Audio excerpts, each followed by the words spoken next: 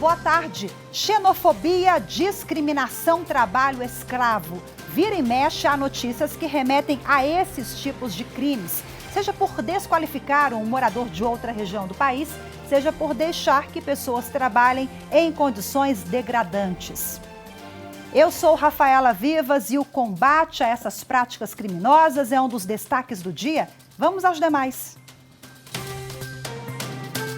Atos antidemocráticos. Polícia Federal realiza hoje a 7ª fase da Operação Lesa Pátria. Superior Tribunal de Justiça remete ao Supremo Tribunal Federal interpelação contra o governador de Minas Gerais, Romeu Zema, por comentários sobre os ataques no dia 8 de janeiro. E ainda, Supremo Tribunal Federal suspende trecho da lei de Minas Gerais que permitia a isenção total de tarifa de energia elétrica a consumidores do estado atingidos por enchentes.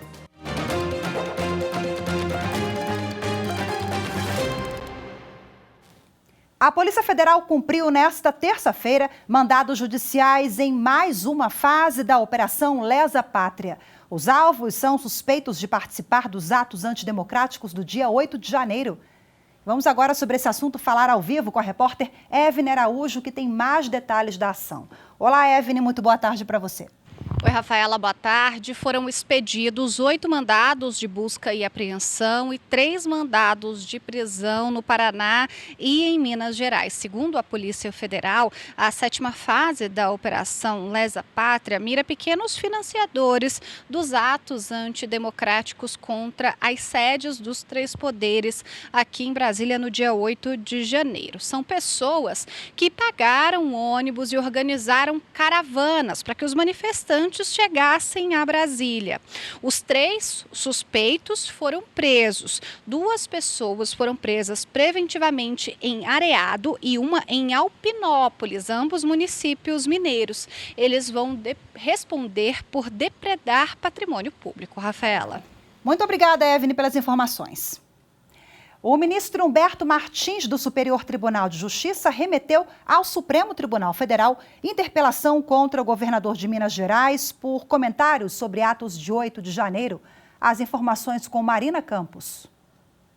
A interpelação judicial foi apresentada ao STJ contra o governador de Minas Gerais, Romeu Zema, por comentários relacionados às depredações no Palácio do Planalto, no Congresso Nacional e no STF, ocorridas em Brasília, no dia 8 de janeiro.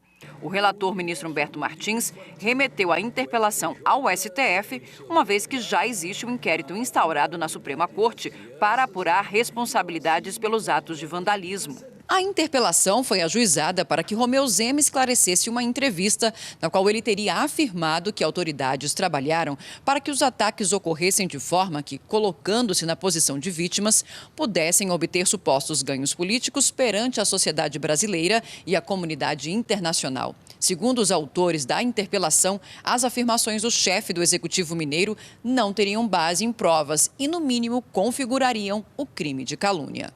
Para o ministro Humberto Martins, considerando que a interpelação é uma medida preparatória para a futura ação penal e que já existe inquérito para apurar as responsabilidades dos autores intelectuais dos atos, os autos devem ser remetidos ao STF para que avalie a eventual competência para processar o feito.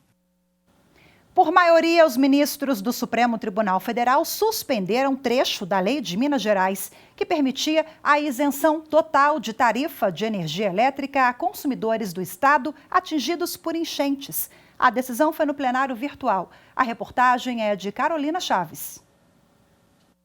O plenário virtual do Supremo confirmou decisão liminar do ministro Alexandre de Moraes, que havia suspendido a isenção total das tarifas de energia elétrica aos moradores do estado de Minas Gerais, que sofreram com enchentes. A lei mineira é de 2021 e prevê que essa isenção deveria ser dada pelo governador para os 3 meses seguintes ao período de enchente. O benefício alcançaria imóveis residenciais, industriais e comerciais. O ministro Alexandre de Moraes atendeu ao pedido da Associação Brasileira de Distribuidora de Energia Elétrica, que fornece energia ao Estado. A concessionária alegou que a autorização pelo governador fere a competência privativa da União para legislar sobre energia e que a autorização interfere na relação contratual de concessão de serviço público, provocando o desequilíbrio econômico-financeiro. Na decisão, o ministro Alexandre de Moraes diz que a controvérsia constitucional no processo é sobre a legislação estadual sobre a política tarifária de energia elétrica, ao conferir ao governador de estado poderes para conceder isenção aos consumidores residenciais, industriais e comerciais atingidos por enchentes no estado. Moraes ainda esclareceu, a despeito da relevância do tema, que duramente afeta pessoas, em geral as mais desassistidas, além de impactar diversas atividades econômicas. Não se pode desconsiderar o respectivo esquema constitucional de repartição de competências em matéria de regulação de serviços públicos de energia elétrica. Por isso, a maioria dos ministros entendeu que cabe à União e não ao Estado legislar sobre energia elétrica e política de concessão de serviços públicos. Além disso, a jurisprudência da Corte é de que não cabe às leis estaduais interferirem em contratos de concessão de serviços federais.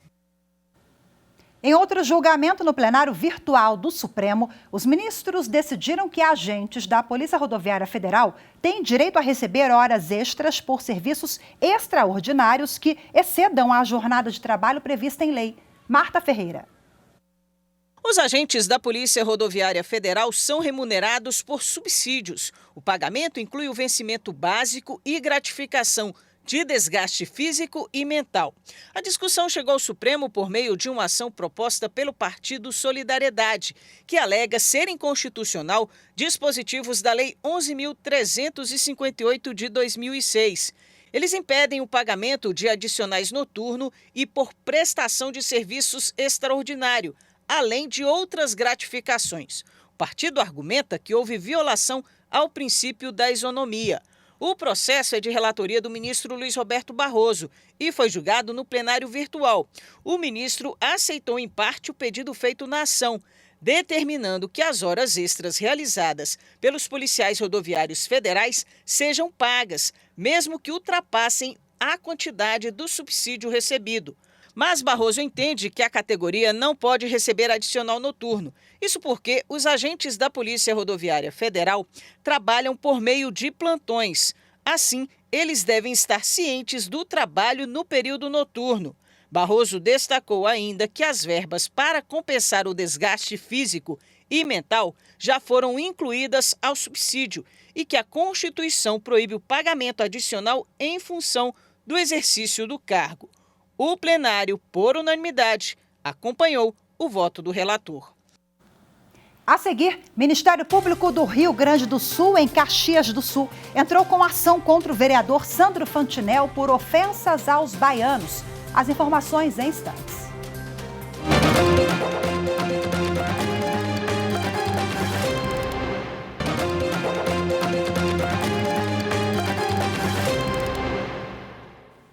O Ministério Público Federal no Rio Grande do Sul entrou com uma ação contra o vereador Sandro Luiz Fantinel. O parlamentar fez pronunciamento na Câmara de Vereadores com declarações ofensivas aos baianos. A repórter Evne Araújo tem mais detalhes. Segundo a promotoria, o vereador não só feriu a dignidade dos nordestinos, mas incitou a população à prática de discriminação, preconceito e discurso de ódio contra esses brasileiros.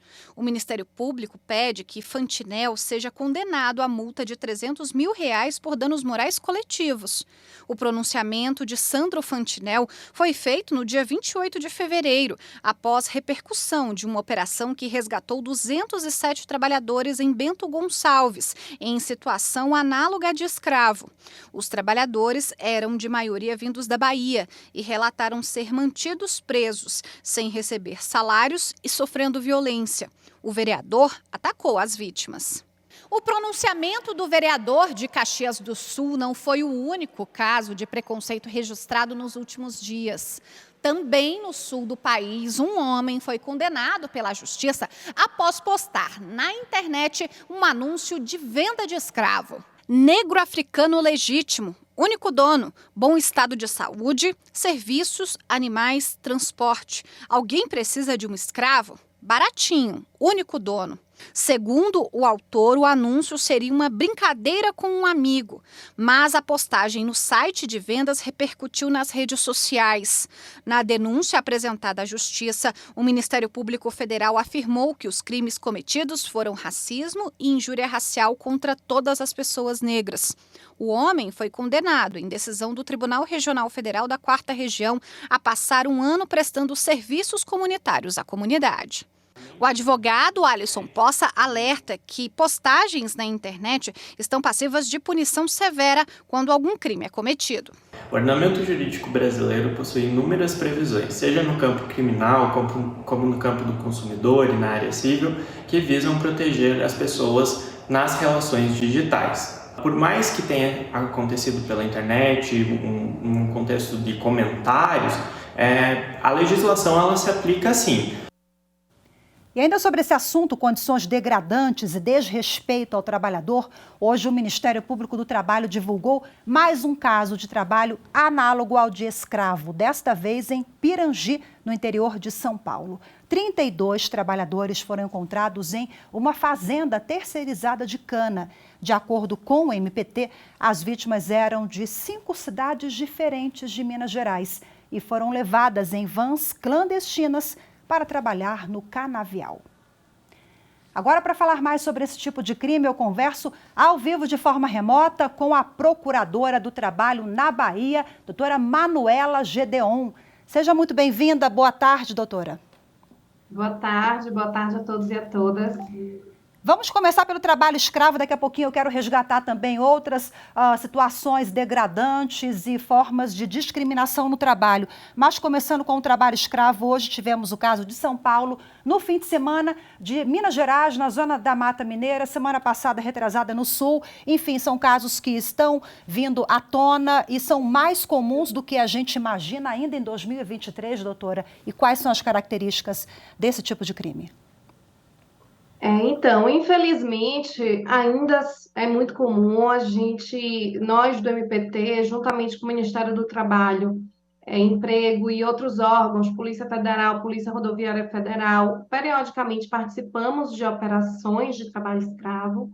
E, sim, temos muitos resgates ainda hoje, em 2023, né? Mais de 130 anos da abolição da escravatura e ainda nos deparamos com situações de condição de trabalho análoga de escravos. Só em 2022 foram mais de 2.575 trabalhadores resgatados no trabalho escravo. Uhum. Então, sim, infelizmente ainda é muito comum, faz parte do nosso dia a dia de trabalho, essas operações são periódicas, elas sempre estão ocorrendo e a gente ainda se depara com essas situações.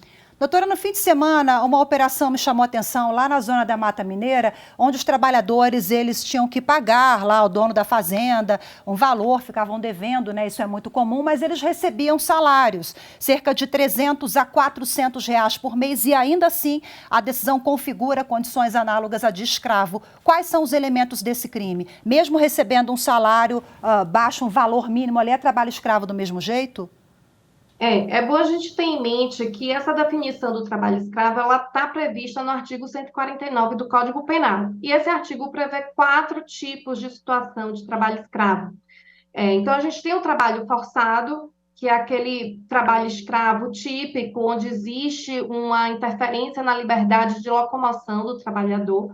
Mas, para além disso, a gente tem outras formas, que é o trabalho em condição degradante, o trabalho por servidão por dívida, né, que é o caso que você citou, onde o empregado ele está numa situação de dívida porque ele é obrigado a consumir ali em mercadinhos locais com preços mais elevados, né, e por mais que ele receba salário, ele está gastando do valor do salário dele, comprometendo esse salário para se sustentar de forma básica e no final ele deve mais ao empregador.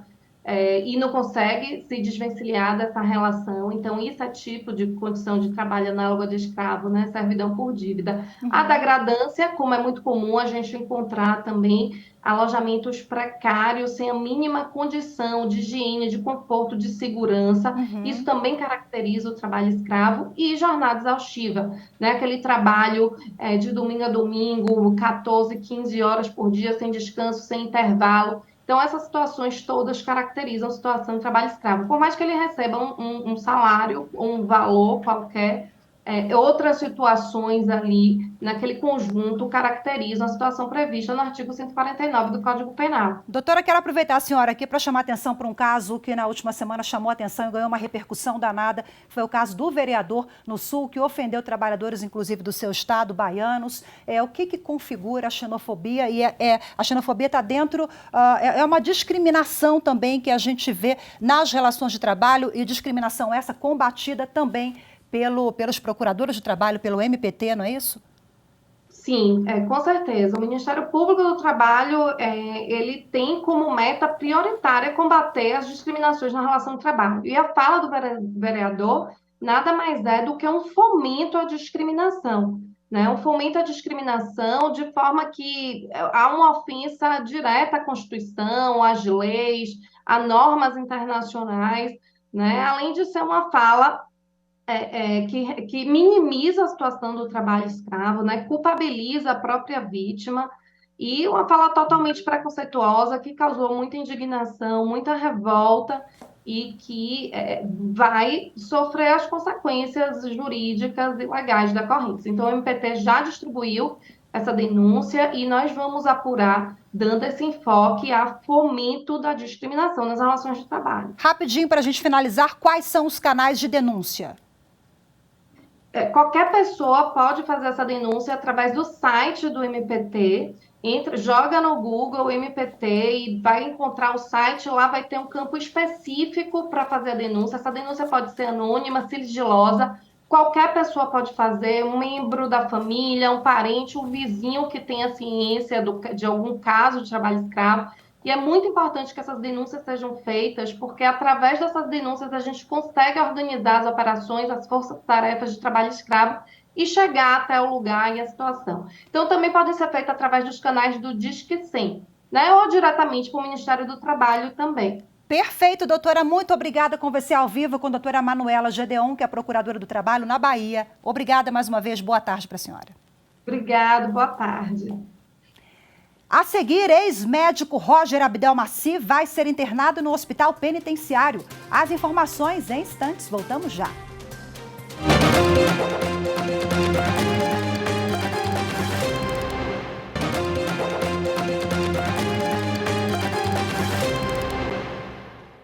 O ministro do Supremo Tribunal Federal, Ricardo Lewandowski, determinou que o ex-médico Roger Abdelmaci deixe o presídio de Tremembé e seja internado no Hospital Penitenciário do Estado de São Paulo até que ele tenha plenas condições de retornar ao cárcere. O ministro do Supremo levou em conta o quadro clínico de Abdelmaci, descrito pela defesa, com os atestados e laudos assinados por um médico. Roger Abdelmaci foi condenado a mais de 173 anos de prisão pelo estupro de pacientes. A decisão do ministro saiu no Diário da Justiça no início da semana. Os conselhos tutelares atuam em parceria com a Justiça para atender e aconselhar pais e aplicar medidas de proteção, entre outras atribuições. Em Belo Horizonte, uma única unidade do Conselho Tutelar recebeu mais de 2.000 denúncias no ano passado. A reportagem é de Marco Aurélio Franco. A dona Juliana procurou o Conselho Tutelar da região nordeste de Belo Horizonte em busca de ajuda para um filho de criação que abandonou a escola e se envolveu com o tráfico de drogas. Ele começou a me envolver com droga, só que aí agora ele falou assim que não quer mexer com esses trem mais. Os conselhos tutelares, de acordo com o Estatuto da Criança e do Adolescente, são órgãos permanentes e autônomos encarregados de zelar pelo cumprimento dos direitos da criança e do adolescente. Os conselhos têm atribuições como atender e aconselhar os pais e aplicar medidas de proteção, encaminhar à autoridade judiciária os casos de sua competência e tomar providências para que sejam cumpridas medidas protetivas aplicadas pela Justiça a adolescentes infratores. Em 2021, o Conselho Tutelar da região Nordeste de Belo Horizonte recebeu cerca de 3.200 denúncias. Ano passado, foram cerca de 2.000. Hoje, no Conselho Tutelar, a maior violação que tem chegado aqui são os conflitos familiares, que envolve criança e adolescente. Depois disso, é a evasão escolar, que é um dos maiores problemas também. Casos de violação de agressão física também vem para o Conselho Tutelar. Casos de violação de sexual também vem para o Conselho Tutelar. De acordo com o Estatuto da Criança e do Adolescente, deve haver, no mínimo, um conselho tutelar em cada município. Belo Horizonte tem 9 conselhos tutelares, um em cada regional da cidade. Cada conselho é composto por 5 conselheiros titulares e 5 suplentes. Os conselheiros são escolhidos pela população local para um mandato remunerado de 4 anos. No final do ano será feita a seleção dos conselheiros tutelares para o período 2024-2028, feita pelos conselhos municipais dos direitos da criança e do adolescente. A escolha acontece em data unificada em todo o país. Em outubro, depois da publicação do edital pelos municípios, os candidatos selecionados serão escolhidos em uma votação feita por eleitores registrados. Os conselhos tutelares são pessoas do município, passam por um processo em que é analisado o seu conhecimento, a atuação na área da infância e, principalmente, a comunidade, ao votar, reconhece que são pessoas que são idôneas. Todas as pessoas que têm um compromisso com os direitos da criança, elas podem se candidatar, Elas precisam ter 2 anos de experiência em entidades cadastradas no CMDCA e a gente precisa que essas pessoas se apresentem para serem candidatos e continuar essa luta de defesa dos direitos da criança e do adolescente. Alta produtividade dos Centros Judiciários de Solução de Conflitos e Cidadania do TJ, do Tribunal de Justiça de Mato Grosso, mostra um poder judiciário ágil na solução de conflitos por meio do acordo entre as partes. A reportagem é de Geisa Oliveira. Os índices de acordo entre as partes por meio do diálogo no Poder Judiciário de Mato Grosso têm crescido a cada ano. Os números comprovam isso. O volume de acordos homologados teve um aumento de 13% no último ano. Em 2021, foram registrados 29.905 acordos e em 2022 foram quase 35 mil. Mas e como o TJMT tem alcançado essa alta produtividade? Com investimentos. Um deles é a expansão dos Centros Judiciários de Solução de Conflitos e Cidadania. Hoje, são 47 no estado. Além disso, foram criados sejusques temáticos, como o da infância e juventude, da saúde, o ambiental, o virtual estadual e empresarial, o da fazenda pública, os especiais cíveis da capital, do 2º grau de jurisdição e até mesmo itinerante. Em todo o estado, são mais de 155 mediadores e 285 conciliadores credenciados pela Justiça e habilitados a realizar audiências, atendendo demandas mesmo antes ou durante a judicialização dos processos. E a Justiça investiu muito em capacitações constantes desses profissionais. A taxa de acordos em reclamações pré-processuais que ingressaram nos sejusques aumentou de 36,7% em 2019 para 60% em 2022. Isso demonstra a confiança da população nessa poderosa ferramenta. E um bom exemplo que a conciliação vem transformando vidas é o caso da Lucimeire, que conseguiu realizar o sonho de ter o sobrenome do pai na certidão de nascimento aos 37 anos.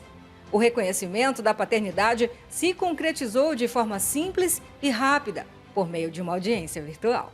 O trabalho do Sejusc foi um trabalho incrível, que facilitou a nossa comunicação, a gente poder fazer a nossa conciliação. Um sonho realizado meu. Valeu a pena esperar esse tempo. E hoje eu posso bater no peito e dizer minha história é linda e vai impactar muita gente. E essa política de incentivo ao diálogo vai ser ainda mais fortalecida para a pacificação social.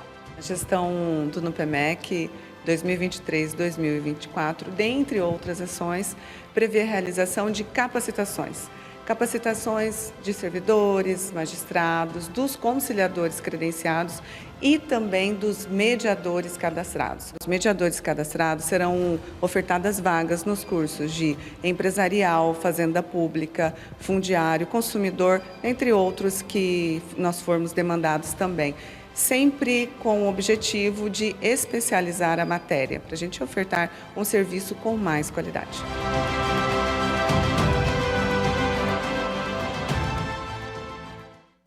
Em comemoração ao Dia Internacional da Mulher, o Tribunal Regional Eleitoral do Pará realiza amanhã um ciclo de palestras com temas relacionados à participação das mulheres no fortalecimento da democracia. A ministra Carmen Lúcia, do Tribunal Superior Eleitoral do STF, é uma das palestrantes. O evento vai ser transmitido ao vivo pelo canal do TRE do Pará no YouTube, a partir das 10 horas da manhã. As inscrições podem ser feitas em tre-pa.jus.br. No site também está disponível a programação completa das palestras previstas ao longo do dia. Participantes inscritos vão receber certificado com carga horária de 3 horas. Hoje ficamos por aqui. Muito obrigada pela sua companhia. Uma ótima tarde. Até amanhã. Tchau, tchau.